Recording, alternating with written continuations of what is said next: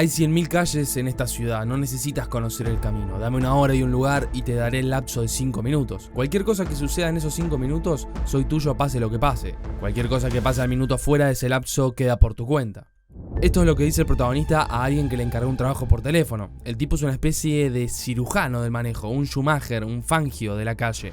No sabemos ni vamos a saber su nombre, es un ente que circula en la ciudad sin identidad, que a su vez podría representarnos a todos nosotros. No sabemos si tiene sus padres vivos, si tiene amigos, si tuvo pareja, nada. No tiene pasado, pero se intuye que fue oscuro y al parecer tampoco tiene mucho futuro. Inexpresivo, sin emociones, un anónimo en la inmensidad de la ciudad.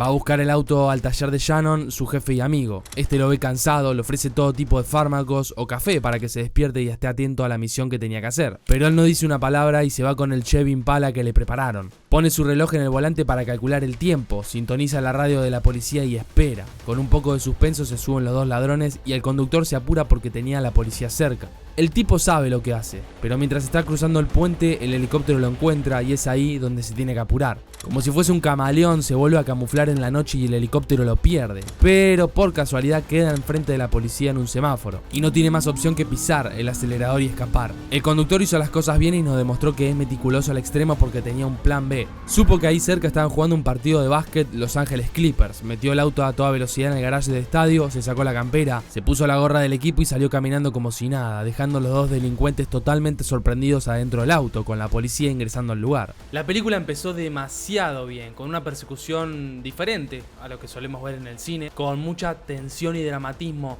más allá de la lógica espectacularidad. Al otro día se cruza en el ascensor con su vecina, Irene, y se da cuenta que viven en el mismo piso. El protagonista ahora está en la calle vestido de policía. ¿Acaso es un oficial corrupto y por eso tenía la radio de sus compañeros cuando estaba siendo el chofer de los delincuentes? ¡No! Para nada, el tipo además de ser chofer para ladrones también es doble de riesgo. Le gusta manejar al loco y lo hace tremendamente bien, tiene un don. Con la platita en mano se va a hacer unas compras y ahí se encuentra con Irene y su hijo y como tenía el auto roto la lleva a su casa. Luego que ella le pregunta a qué se dedica y él le dice que trabaja manejando como doble de riesgo para películas, dice lo siguiente. Is that dangerous? It's only part-time. Mostly I work at a garage. Este es un punto de inflexión en el personaje, se dio cuenta que alguien totalmente desconocido tenía una conexión con él y hasta se preocupó. Es la primera emoción que transmite, una leve sonrisa. Por otro lado está Shannon hablando con Bernie, un mafioso de la ciudad, porque quiere pedirle plata para construir un auto de carreras y que lo maneje el protagonista. El problema es que necesita bastante dinero. $430,000. Oh. What do you got that the big professional race teams don't? I got the driver. Después de verlo manejar llegan a un acuerdo. I'll give you 300 for 70%. Done. Trabajando en el taller llega ella con el hijo por un supuesto problema en su auto. La cara de Ryan Gosling se vuelve a iluminar cuando la ve. La lleva a su casa, pero antes se divierten un rato con el auto y se van a un lago a estar tranquilos en la naturaleza. That was good. You had a good time. Me too. Pasaban los días, ellos tres estaban cada vez más unidos. Al protagonista se lo notaba cada vez más feliz. Pero todo se interrumpe cuando ella le da la noticia de que su esposo, que estaba en la cárcel, va a salir la próxima semana. Ahí pasa literalmente de estar sonriendo a volver a ese estado de seriedad con el que lo habíamos conocido, pero ahora un poco más preocupado. Resulta que cuando un preso sale de la cárcel en Estados Unidos le hacen una fiestita. Mira qué bueno, che. Bueno, ahí el tipo dice que tiene que celebrar porque la vida le dio una segunda oportunidad y parece que es buena persona, o esa es la impresión que da. A pesar de este contexto, tanto ella como el protagonista se están pensando y se encuentran en el pasillo. Ahí sale Standard con su hijo y bueno, momento incómodo. Let mommy talk to her friend. Esta ilusión que tenía se va desvaneciendo, siente una impotencia impresionante porque se sentía feliz, después de probablemente mucho tiempo y ahora todo se estaba arruinando. Se va a una cafetería por la noche y se topa de casualidad con el tipo que había dejado en el estadio con la policía pisándole los talones. Frente al reclamo de este, el protagonista le hizo muy corta. Shut your mouth, or I'll kick your teeth down your throat and I'll shut it for you. Al volver a su edificio se topa con unos muchachos con cara de malo y con Standard destruido en el suelo. Le cuenta que todo es porque pidió protección a una banda en la cárcel para estar protegido y ahora que salió lo quieren obligar a robar una joyería. Él se niega y por eso la golpiza. En lugar de chocar con él como sucedería normalmente, el protagonista acepta el rol que le toca en la familia y decide aportar desde su lugar. Decide ayudar a la pareja de Irene porque sabe que tanto ella como Benicio están en peligro. Se roba una tremenda nave y repite el discurso que daba al inicio de la película, pero ahora con uno de estos mafiosos. When you get your money, his debt's paid. He's out for good. You never go near his family again. Llegó el gran día, pero todo sale mal. Lo matan a Standard y ahí nuestro personaje se escapa con la chica que estaba robando con ellos. Un auto que estaba al lado suyo los persigue, pero como Ryan Gosling maneja como los dioses, lo pudo disuadir y fueron a hospedarse a un hotel. Ryan se da cuenta que la chica que estaba con ellos sabía todo, que era parte del plan de matar a Standard y por lógica también era parte del plan matarlo a él. You just got a little boy's father killed. You almost got us killed. And now you're lying to me. Antes de que pueda escaparse llegan los dos de la mafia, la matan a ella, pero él logra matar a los dos en una escena memorable. You know, a lot of guys mess around with married women, but you're the only one I know who robs a joint just to pay back the husband. Creo que Ryan hizo lo que hizo porque él con el nene y la chica sintió el amor de una familia. Algo que en su vida tan solitaria estaba faltando. Fueron los únicos momentos donde lo vimos sonreír.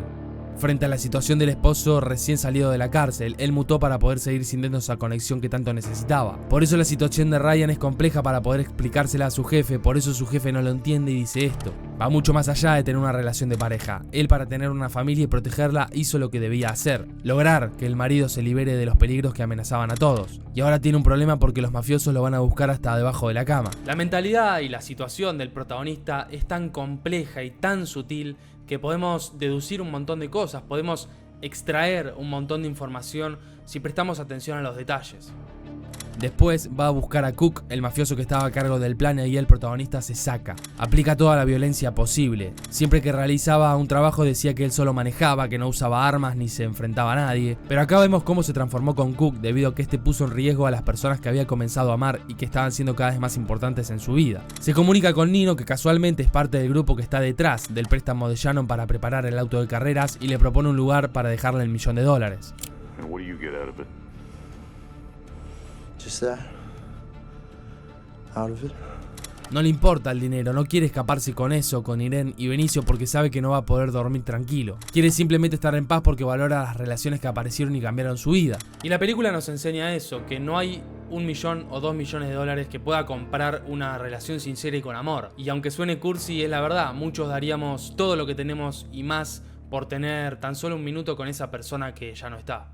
En el ascensor, uno de los mafiosos lo encuentra con ella. Él ve que tiene un arma y se da cuenta de que si no hace algo, en breve los van a matar. Él decide correrla a ella hacia atrás, la iluminación cambia y le da un beso. El primero y único que vemos en el film. Justo después vemos exactamente lo opuesto. El protagonista mata al mafioso de una manera muy áspera, descargando toda su ira enfrente a ella, quien lo mira extrañada. Ahí mismo se va a advertirle a Shannon que se tiene que escapar a cualquier lado porque Nino lo va a mandar a matar para no dejar cabos sueltos. Listen, you get out of here and you never fucking come back.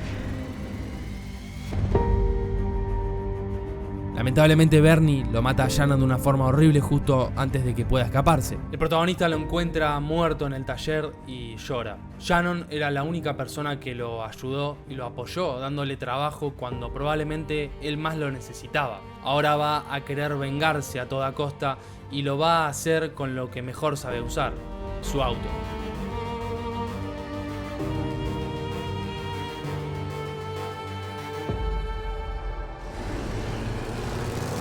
Se contacta con Bernie y pactan encontrarse en un restaurante para darle el dinero a cambio de que la chica y su hijo queden a salvo, pero él no puede ofrecerle lo mismo. Any dreams you have, or plans, or hopes for your future, I think you're gonna have to put that on hold. El protagonista sonríe porque al parecer logró lo que más quería, salvar a las personas que amaba. Pero cuando le da el bolso con los $, lo apuñala, él responde y lo termina matando. Me encantaron esos casi 40 segundos de Ryan mirando a la nada, sin moverse ni pestañear, donde realmente parecía estar muerto, para después arrancar el auto e irse. Deja el dinero ahí tirado, reafirmando el mensaje que dimos antes. Ella va hasta su puerta preocupada, trata de escuchar si hay alguien ahí adentro y se va. Él maneja por la noche, solo. El final queda abierto, no sabemos si volvieron a verse y a estar juntos. Mi interpretación es que no. Y la película da varios guiños para poder deducir esto. En un momento, el protagonista empieza a usar una campera de escorpión. Vendría a ser su traje de superhéroe, o mejor dicho, de antihéroe. Y en un momento, mientras habla por teléfono con Bernie, dice esto. You know the story about the scorpion and the frog? Your friend Nino didn't make it across the river.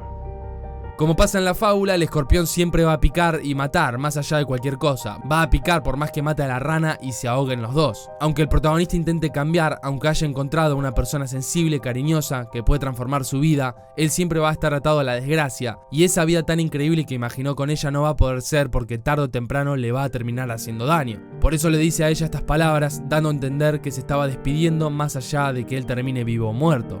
Getting to be around you and Benicio was the best thing that ever happened to me.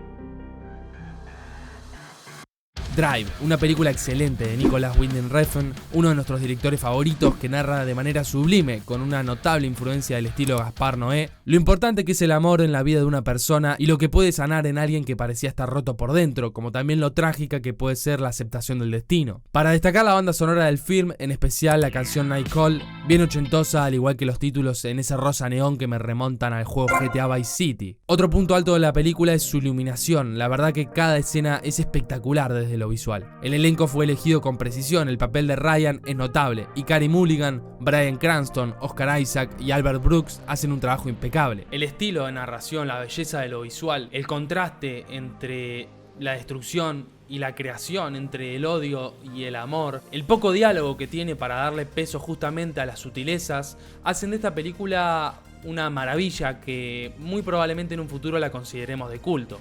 Esperamos que este video te haya gustado, si es así déjanos tu like y suscripción, te toma 5 segundos, es gratis y a nosotros nos ayuda muchísimo.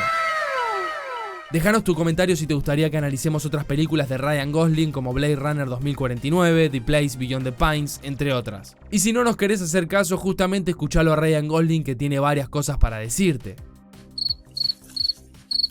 Bueno, ya lo escucharon, háganle caso. Hasta la próxima.